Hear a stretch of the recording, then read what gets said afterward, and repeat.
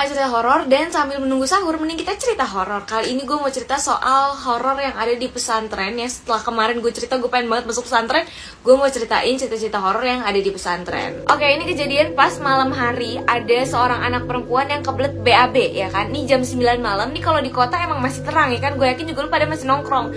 Cuma nih pesantren letaknya ini jauh dari kawasan warga-warga dan lumayan terpencil. Dimana di samping-samping pesantren ini masih banyak pohon-pohon rindang yang gede-gede. Jadi otomatis ini gelap banget kan di situ, dan lampunya juga cuma ada beberapa tempat aja, nggak di seluruh tempat ada lampu, otomatis ya masih remang-remang gitulah. Nah cuma karena udah saking kebeletnya nih cewek, akhirnya dia memutuskan untuk tidur. Enggak dong, bisa-bisa jebret di kasur dong. Dia ke kamar mandi lah, gila kali. Dia memberanikan diri untuk ke kamar mandi yang posisinya nih, posisi kamar mandi ini nih di luar asrama. Lu bayangin aja tuh, udah malam-malam, semua orang udah pada tidur ya kan, dia sendirian keluar dari asrama. Itu kondisi lampunya itu remang-remang, dia harus ngelewatin lapangan terus baru keluar asrama, baru ada kamar mandi. Ini apa gue ceritain maju-maju begini sih? Munduran aja dong, santai aja Min.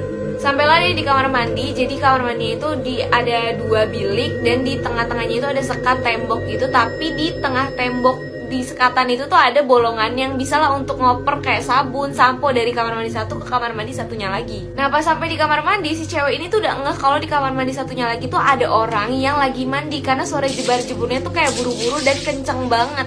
Tapi dia nggak peduli karena kayak udah kebelet banget, dan di ujung nih kayaknya dikit lagi tuh udah cepirit gitu. Gak cerita akhirnya udah kelar buang hajatnya, habis itu mau cebok dong. Pas dilihat, ini ngapa gayung kagak ada gitu kan. Ini dia baru sadar kalau nggak ada gayung dan nggak ada sabun juga. Mikir dong, ini gimana nih, udah nggak ada tisu juga kan, udah berasa orang barat kita pakai tisu kan, nggak bisa tuh, nggak enak kan. Akhirnya nih karena di kamar mandi sebelah itu masih jebar-jebur terus, nih udah kagak tahu deh berapa ember yang dihabisin, karena dia jebur-jeburnya tuh cepet banget, dan kayak berarti kan kayak air yang dibutuhin sama dia tuh banyak banget kan.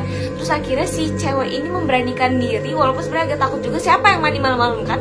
Akhirnya memberanikan diri untuk ngomong ke sebelah, boleh pinjem gayungnya nggak? Setelah dia ngomong kayak gitu, seketika bunyi cipratan jebar-jeburnya orang mandi itu langsung hilang, hening, dan langsung muncul suara laki-laki yang bilang, jangankan gayung, kepala aja saya nggak punya. Wah, seketika langsung lari nih cewek, nangis-nangis, nyampe kamar, temen-temennya semua langsung bangun dan kayak nanya kenapa. Tambah kaget lagi, si ceweknya lupa pakai celana. Kalau gue jadi dia juga panik sih, kayak gue udah lupa tuh celana bodo amat di celana, yang penting gue kabur dari situ.